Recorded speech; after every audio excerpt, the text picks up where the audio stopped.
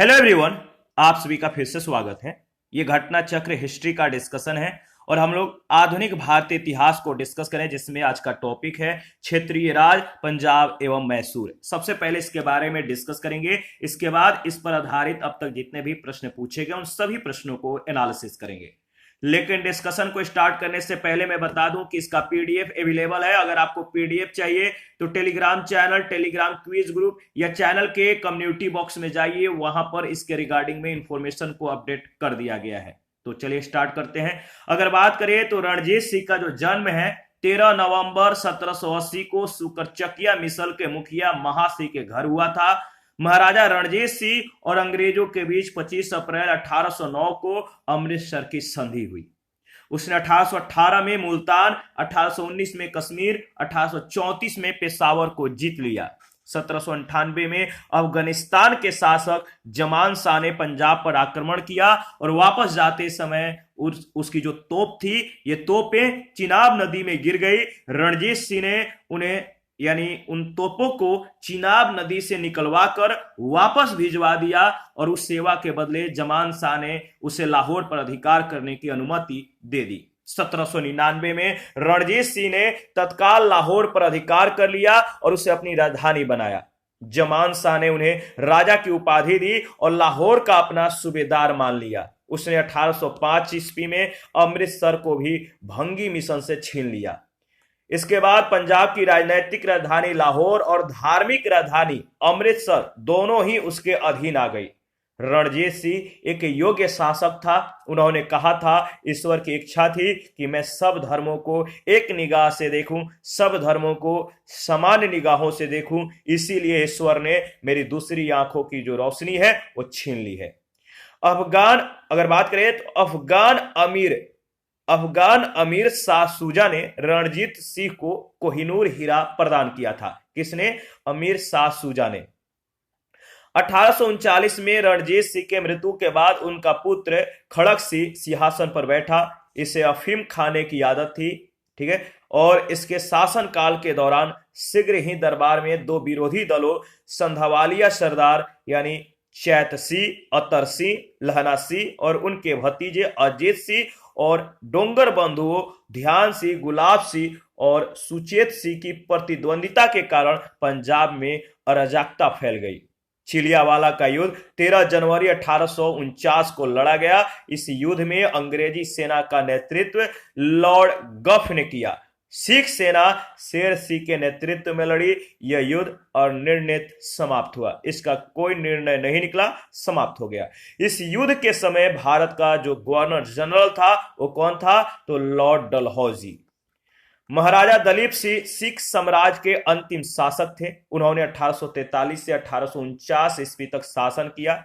दलीप सिंह ने सिख धर्म को छोड़कर ईसाई धर्म को अपनाया था। इन्होंने रूस की यात्रा भी की थी। इनका निधन अक्टूबर 1893 में पेरिस यानी फ्रांस में हो गया था। इनकी अंत्येष्टि इंग्लैंड में हुई थी। 1849 में द्वितीय आंग्ल सिख युद्ध की समाप्ति पर अंग्रेजों के द्वारा पंजाब का विलय कर लिया गया तथा दलीप सिंह को पेंशन देकर बाद में क्या किया गया? ब्रिटेन भेज दिया गया। पंजाब के ब्रिटिश साम्राज्य में विलय के बाद लॉर्ड डलहौजी ने 1849 में पंजाब पर शासन करने के लिए 3 लोगों की एक परिषद का गठन किया, जिसमें सर हेनरी लॉरेंस को अध्यक्ष बनाया गया। जॉन लॉरेंस और चार्ल्स ग्रेनविले मानसेले को सदस्य के रूप में नियुक्त किया गया था। याद रखिएगा कि इस मतलब कि परिषद में कौन कौन लोग थे। प्रथम आंग्ल मैसूर युद्ध, याद रखिए, प्रथम आंग्ल मैसूर युद्ध 1767 से 69 के बीच हुआ। इस युद्ध में हैदर अली विजयी हुआ। इस दौरान अंग्रेज गवर्नर वेरेलस्ट था। अंग्रेज गवर्नर कौन था? वेरेलस्ट था। युद्ध 4 अप्रैल 1769 को मद्रास की संधि के द्वारा समाप्त हुआ। द्वितीय आंग्ल मैसूर युद्ध के दौरान हैदर अली ने निजाम तथा मराठों के साथ मिलकर अंग्रेजों के विरुद्ध एक मोर्चा बनाया। जुलाई 1780 में हैदर अली ने कर्नाटक पर आक्रमण कर दिया। कर्नल बेली के अधीन अंग्रेजी सेना को हराकर अर्काट पर अधिकार कर लिया। इसी दौरान टीपू ने हेक्टर मुनरो की सेना को जो है हेक्टर मुनरो की सेना को पोलिलूर नामक स्थान पर हरा दिया। 1781 में हैदर अली का सामना अंग्रेज जनरल आयरकुट से हुआ। किससे? आयरकुट। यह अंग्रेज जनरल था जिसने पोर्टोनोवा, याद रखिएगा, पोर्टोनोवा, पोलीलूर और सोलिंगपुर जो था, पोर्टोनोवा 1 जुलाई 1781 में, पोलीलूर और सोलिंगपुर में हैदर अली को परास्त किया, हरा दिया। दिसंबर 1782 में हैदर अली के मृत्यु के बाद टीपू सुल्तान ने अंग्रेजों के विरुद्ध संघर्ष को जारी रखा और अंततः मंगलौर के संधि से द्वितीय आंग्ल मैसूर युद्ध का समापन हुआ। टीपू सुल्तान ने श्रीरंगपट्टनम को जो है अपनी राजधानी बनाया, जहां जैकोबियन क्लब की स्थापना की और उसका सदस्य बना। साथ ही उसने अपनी राजधानी में फ्रांस और मैसूर की मैत्री का प्रतीक स्वतंत्रता का वृक्ष रोपा। तो याद रखिएगा, स्वतंत्रता का वृक्ष किसने रोपा? काफी महत्वपूर्ण है, बहुत बार पूछा गया है। टीपू सुल्तान ने अपने समकालीन विदेशी राज्यों से मैत्री संबंध, दोस्ती का संबंध बनाने और अंग्रेजों के विरुद्ध उनकी सहायता प्राप्त करने के लिए ईरान, कुस्तुनुतुनिया यानी आधुनिक इस्तांबुल, अफगानिस्तान और फ्रांस आदि को जो है दूत मंडल भेजे और आधुनिक रीति पर दूतावासों की स्थापना की। तृतीय आंग्ल मैसूर युद्ध 1790 से 92 के बीच हुआ। इसका अवसान श्रीरंगपट्टनम के संधि के द्वारा हुआ, यानी इसकी समाप्ति जो है श्रीरंगपट्टनम के संधि के द्वारा 1792 में हुआ। इस संधि में अंग्रेजों की ओर से कर्नवालिस और मैसूर से टीपू सुल्तान शामिल थे। तो तृतीय जो आंग्ल मैसूर युद्ध हुआ, इसमें इस संधि में अंग्रेजों की ओर से कौन था? कर्नवालिस, और मैसूर से टीपू सुल्तान। टीपू सुल्तान चतुर्थ आंग्ल मैसूर युद्ध के दौरान जो है, यानी 1799 में हुआ था, याद रखिएगा, मिलान करने के लिए दिया जाता है कि प्रथम, द्वितीय, तृतीय, चतुर्थ आंग्ल मैसूर युद्ध, और एक तरफ उसका समय मिलान करने के लिए दे दिया जाएगा। तो टीपू सुल्तान चतुर्थ आंग्ल मैसूर युद्ध जो कि 1799 में हुआ था, इसके दौरान अंग्रेजों से लड़ते हुए मारे गए। इसके कुल, अगर बात करें, इसके कुल सदस्यों को वेलोर में कैद कर दिया गया। इस युद्ध के समय अंग्रेजी सेना को वेलेजली और स्टुअर्ट ने अपना नेतृत्व प्रदान किया। मैसूर को जीतने की खुशी में आयरलैंड के लॉर्ड समाज ने वेलेजली को मार्क्विस की उपाधि प्रदान की और युद्ध के बाद अंग्रेजों ने मैसूर की गद्दी पर पुनः जो है अंडियार वंश के एक बालक कृष्णराज को बिठा दिया तथा कनारा, कोयम्बटूर और श्रीरंगपट्टनम को अपने राज में मिला लिया। बेगम समरू ने, अगर बात करें तो बेगम समरू जिनका समय है 1750 से 1836 ईस्वी में, अगर बात करें तो इन्होंने एक अति प्रसिद्ध चर्च का निर्माण जो है मेरठ के निकट सरधना में कराया था। कहां पर कराया था? सरधना में। बेगम समरू के पति एक यूरोपीय वाल्टर रेनहार्ट साम्रे थे, जिन्होंने कई रियासतों को जो है सैन्य सेवाएं प्रदान की थी। साम्रे को बंगाल के नवाब नजफ खां ने सहारनपुर के रूहेला सरदार जाप्ता खां को हराने में प्रमुख भूमिका के कारण सरधना की जागीर जो है प्रदान की थी। और अगर बात करें तो अपने पति के मृत्यु के बाद बेगम समरू सरधना की शासिका भी बनी थी। पहला प्रश्न अगर बात करें तो पूछा गया है कि रणजीत सिंह के राज्य में सम्मिलित था। बताइए सही जवाब क्या होगा? रणजीत सिंह के राज्य में शामिल था। तो देखिए सही जवाब हो जाएगा श्रीनगर, डी ऑप्शन। रणजीत सिंह का जन्म 13 नवंबर 1780 को जो है सुकरचकिया मिसल के मुखिया महा सिंह के घर हुआ था। महाराजा रणजीत सिंह और अंग्रेजों के बीच 25 अप्रैल 1809 को अमृतसर की संधि हुई। संधि का तत्कालिक प्रभाव यह हुआ कि रणजीत सिंह का सतलज पार के सिख राजाओं के ऊपर प्रभुत्व जमाने का स्वप्न जो ड्रीम था वो टूट गया। परंतु दूसरी ओर जैसा कनिंघम ने कहा है कि रणजीत सिंह को पश्चिम दिशा में प्रसार करने की खुली जो है छूट मिल गई। उसने 1818 में मुल्तान, 1819 में कश्मीर, 1834 में पेशावर को जीत लिया। इस प्रकार दिए गए विकल्पों में श्रीनगर रणजीत सिंह के राज में सम्मिलित था। सेकंड प्रश्न है, रणजीत सिंह का संबंध किस मिसल से था? बताइए, रणजीत सिंह का संबंध किस मिसल से था? इसका सही जवाब हो जाएगा सुकरचकिया मिसल से, डी ऑप्शन बिल्कुल करेक्ट ऑप्शन है। थर्ड नंबर है, रणजीत सिंह किस मिसल से संबंधित थे? सेम प्रश्न सेम जवाब। रणजीत सिंह किस मिसल से संबंधित थे? सुकरचकिया मिसल, सुकरचकिया मिसल याद रखिएगा। 4 नंबर है महाराणा रणजीत सिंह के राज की राजधानी कहां थी? महाराणा अगर बात करें तो महाराजा रणजीत सिंह के राज की जो राजधानी थी वो कहां थी? सही जवाब हो जाएगा लाहौर थी, सी ऑप्शन। 1798 में अफगानिस्तान के शासक जमान शाह ने पंजाब पर आक्रमण करने को जो है छूट दे दी। वापस जाते समय उनकी सॉरी 1798 में यह हुआ कि अफगानिस्तान के जो शासक जमान शाह था ये पंजाब पर आक्रमण किया था और आक्रमण करके जब वो वापस जा रहा था तो उसकी जो तोपें थी ये चिनाब नदी में गिर गई थी और इन तोपों को रणजीत सिंह ने जो है चिनाब नदी से निकलवा कर वापस भिजवा दिया और उस सेवा के बदले जमान शाह ने उसे लाहौर पर अधिकार करने की अनुमति दे दी थी। 1799 में अगर बात करें तो रणजीत सिंह ने तत्काल लाहौर पर अधिकार कर लिया और उसे अपनी राजधानी बनाया। आगे बढ़ते हैं नेक्स्ट प्रश्न संख्या 5। राजा रणजीत सिंह ने किस स्थान पर अदालत-ए-आला की स्थापना की? राजा रणजीत सिंह ने किस स्थान पर अदालत-ए-आला की स्थापना की? सही जवाब है लाहौर, बी ऑप्शन।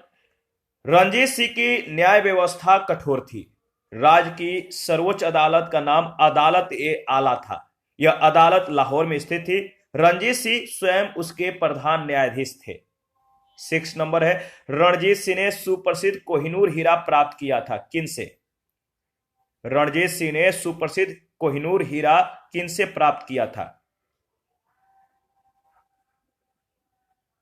तो अगर बात करें तो इसका सही जवाब हो जाएगा शाह सूजा से, ऑप्शन ए बिल्कुल करेक्ट ऑप्शन है। पंजाब अहमद शाह अब्दाली के साम्राज्य का भाग था। 1773 में उसके मृत्यु के बाद मुल्तान, कश्मीर इत्यादि कुछ छोटे छोटे भागों को छोड़कर शेष पर सिख मिसलों का अधिकार हो गया। उधर अफगानों के आंतरिक झगड़ों के कारण रणजीत सिंह को अपनी स्थिति जो है दृढ़ करने का अवसर मिला, मजबूत करने का अवसर मिला।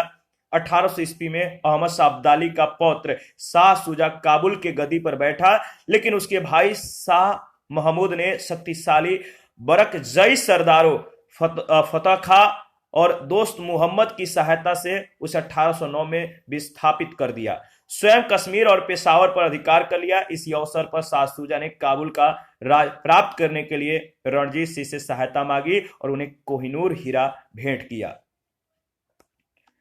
7 नंबर है निम्नलिखित में से किसने कहा था ईश्वर की इच्छा थी कि मैं सब धर्मों को एक निगाह से देखूं, इसीलिए उसने दूसरी आंख की रोशनी ले ली? यह बात किसने कही थी?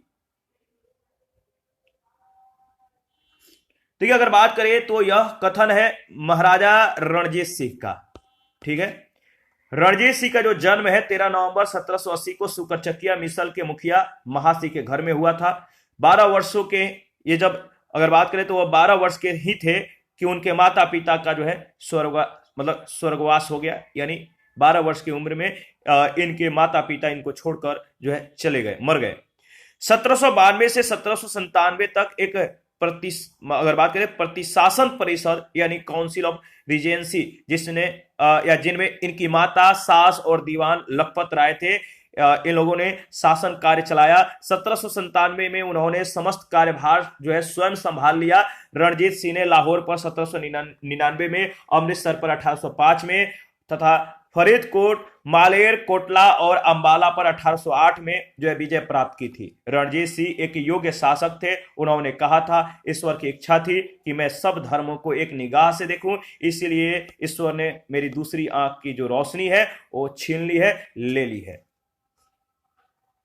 8 नंबर है महाराजा रणजीत सिंह के उत्तराधिकारी कौन थे? महाराजा रणजीत सिंह के उत्तराधिकारी कौन थे? इसका सही जवाब हो जाएगा खड़कसी, बी ऑप्शन। 1839 में रणजीत सिंह के मृत्यु के बाद उनका पुत्र खड़कसी जो है सिंहासन पर बैठा, तो याद रखिएगा खड़कसी। 9 नंबर प्रश्न है सिख राज्य का अंतिम राजा कौन था? सिख राज्य का अंतिम राजा कौन था? सही जवाब क्या है कमेंट में बताइए। तो सिख राज्य का अंतिम राजा कौन था? Dalip Singh, D option. महाराजा दलीप सिंह सिख साम्राज्य के अंतिम शासक थे। उन्होंने 1843 से 1849 ईस्वी तक शासन किया था। प्रश्न संख्या 10, पंजाब के पूर्व महाराजा दलीप सिंह के विषय में निम्नलिखित में से कौन सा एक कथन सत्य है? महाराजा दलीप सिंह के विषय में 4 कथन है, उनमें से एक कथन सत्य है। कमेंट में बताना है वह कौन सा कथन सत्य है। पंजाब के पूर्व महाराजा दलीप सिंह के विषय में निम्न में से एक कथन जो सत्य है वो कौन सा है? सही जवाब है ऑप्शन ए। 23 अक्टूबर 1893 को उनका पेरिस में जो है निधन हो गया था। पंजाब के पूर्व महाराजा दलीप सिंह का निधन 22 या कुछ स्रोतों के अनुसार 23 अक्टूबर 1893 को पेरिस में यानी फ्रांस में हो गया था। से सभी कथन असत्य है। दलीप सिंह ने सिख धर्म को छोड़कर ईसाई धर्म को अपनाया था। इन्होंने रूस की यात्रा भी की थी। इनकी अंत्येष्टि इंग्लैंड में हुई थी। 11 नंबर है, सिख साम्राज्य का अंतिम शासक कौन था? सिख साम्राज्य का अंतिम शासक था कौन था? इसका सही जवाब है दलीप सिंह यानी ऑप्शन ए। पंजाब के सिख साम्राज्य के अंतिम शासक दलीप सिंह थे। 1849 में द्वितीय आंग्ल सिख युद्ध की समाप्ति पर अंग्रेजों के द्वारा पंजाब का विलय कर लिया गया। दलीप सिंह को पेंशन देकर बाद में ब्रिटेन भेज दिया गया। 12 नंबर है, पंजाब के विलय के पश्चात पंजाब पर शासन करने के लिए निम्नलिखित में से कौन 3 की परिषद का सदस्य नहीं था? पंजाब के विलय के पश्चात पंजाब पर शासन करने के लिए निम्नलिखित में से कौन 3 की परिषद का सदस्य नहीं था? तो बताइए, जो 3 सदस्य परिषद के थे उनमें से कौन जो ऑप्शन में दिया गया नहीं थे? तो इसमें 2 नाम है अगर बात करें तो एक है इलियट, HM इलियट, और एक और नाम है रॉबर्ट मॉन्टगोमरी, यानी A एंड D जो है इसका सदस्य नहीं थे, यानी A एंड D जो ऑप्शन है बिल्कुल सही ऑप्शन है। पंजाब के ब्रिटिश साम्राज्य के विलय के बाद अगर बात करें पंजाब के ब्रिटिश साम्राज्य में विलय के बाद लॉर्ड डलहौजी ने 1849 ईस्वी में पंजाब पर शासन करने के लिए 3 लोगों की एक परिषद का गठन किया था, जिसमें सर हेनरी लॉरेंस को अध्यक्ष बनाया गया था। जॉन लॉरेंस और चार्ल्स ग्रेनविल मानसेल को सदस्य के रूप में नियुक्त किया गया था। HM इलियट तथा रॉबर्ट मॉन्टगोमरी इस परिषद से संबंधित नहीं थे। 13 नंबर है, प्रथम आंग्ल मैसूर युद्ध में कौन विजयी हुआ? प्रथम आंग्ल मैसूर युद्ध में कौन विजयी हुआ?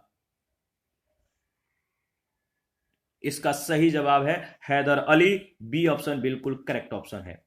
प्रथम आंग्ल मैसूर युद्ध अंग्रेजों और हैदर अली के बीच हुआ था। निजाम मराठे और अंग्रेज हैदर के विरुद्ध एक त्रिगुट संधि में सम्मिलित हुए। हैदर ने अपनी कूटनीतिक सूझबूझ से जो है इस त्रिगुट को भंग करने का प्रयास किया। उसने मराठों को धन देकर और निजाम को प्रदेश का प्रलोभन देकर अपनी ओर मिला लिया और फिर कर्नाटक पर आक्रमण किया। अंग्रेजों की प्रारंभिक सफलता के कारण निजाम पुनः जो है अंग्रेजों की ओर चला गया।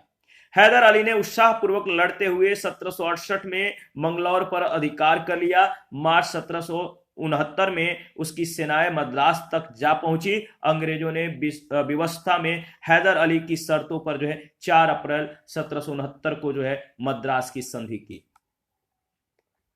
14 नंबर है, निम्नलिखित में से कौन 1755 में डिंडीगुल मैसूर में एक आधुनिक शस्त्रागार की स्थापना की थी? निम्नलिखित में कौन 1755 में डिंडीगुल मैसूर में एक आधुनिक शस्त्रागार की स्थापना की थी? फटाफट कमेंट में बताइए सही ऑप्शन क्या है। तो इसका सही जवाब हो जाएगा, याद रखिएगा, हैदर अली। हैदर अली यानी बी ऑप्शन। देखिए 1742 का जो समय है, वेंकट राय के नेतृत्व में मैसूर सेना ने डिंडीगुल पर विजय प्राप्त की। 1755 में मैसूर के महाराज ने स्थित, मतलब अगर बात करें तो जो महाराज के मैसूर के जो महाराज थे, इन्होंने स्थिति को संभालने के लिए हैदर अली को डिंडीगुल भेजा था कि वहां की जो सिचुएशन है कैसा है इसको संभाला जाए। तो ये हैदर अली वहां पे जाते हैं। 1755 में हैदर अली ने डिंडीगुल पर कब्जा कर लिया। इस किले को जो है डिंडीगुल के जो किला है, इसको किले को एक सैन्य चौकी में बदल दिया। बाद में हैदर अली मैसूर का वास्तविक शासक बना और 1777 में उन्होंने पुरसीन मीर साहेब को डिंडीगुल का गवर्नर नियुक्त किया। 15 नंबर है, ब्रिटिश जनरल जिसने हैदर अली को पोर्टोनोवा के युद्ध में हराया था कौन था? ब्रिटिश जनरल जिसने हैदर अली को पोर्टोनोवा के युद्ध में हराया था कौन था? सही जवाब है सर आयरकूट, यानी बी ऑप्शन बिल्कुल करेक्ट ऑप्शन है। 1781 में हैदर अली का सामना अंग्रेज जनरल आयरकूट से हुआ, जिसने पोर्टोनोवा के युद्ध में हैदर अली को परास्त किया, हरा दिया। 16 नंबर है, टीपू सुल्तान ने अपनी राजधानी कहां बनाई? टीपू सुल्तान ने अपनी राजधानी कहां बनाई? तो देखिए इसका सही जवाब हो जाएगा श्रीरंगपट्टनम में, यानी ऑप्शन ए। टीपू सुल्तान ने श्रीरंगपट्टनम को अपनी राजधानी बनाया, यहां जैकोबियन क्लब की स्थापना की और उसका सदस्य बना। 17 नंबर है, निम्नलिखित भारतीय शासकों में से कौन था जिसने विदेशों में आधुनिक पद्धति से दूतावास स्थापित किए थे? निम्नलिखित भारतीय शासकों में से कौन था जिसने विदेशों में आधुनिक पद्धति से दूतावास स्थापित किए थे? सही जवाब है टीपू सुल्तान, डी ऑप्शन। टीपू सुल्तान ने आधुनिक पद्धति से विदेशों में दूतावास स्थापित किए थे। 18 नंबर, टीपू सुल्तान ने ब्रिटिश सेना को 1780 में कहां पर जो है, या मतलब जो हराया था कहां पर? टीपू सुल्तान ने ब्रिटिश सेना को 1780 में हराया था पोलीलूर में, याद रखिएगा पोलीलूर में, यानी बी ऑप्शन। हैदर अली एवं टीपू सुल्तान ने मराठों और निजाम के साथ एक समझौता कर लिया तथा फ्रांसीसी सहायता का वचन ले लिया तथा कर्नाटक पर जुलाई 1780 में आक्रमण करके अर्काट पर अधिकार कर लिया। इसके बाद टीपू ने हेक्टर मुनरो की सेना को पोलीलूर नामक स्थान पर हरा दिया। 19 नंबर है, अंग्रेजों ने श्रीरंगपट्टनम की संधि किसके साथ की थी? अंग्रेजों ने श्रीरंगपट्टनम की संधि जो है किसके साथ की थी? याद रखिएगा टीपू सुल्तान के साथ, यानी सी ऑप्शन। तृतीय आंग्ल मैसूर युद्ध 1790 से 92 के बीच हुआ। इसका अवसान समापन जो है श्रीरंगपट्टनम के संधि के द्वारा, यानी मार्च 1792 में। इस संधि में अंग्रेजों की ओर से कर्नवालिस और मैसूर से टीपू सुल्तान शामिल थे।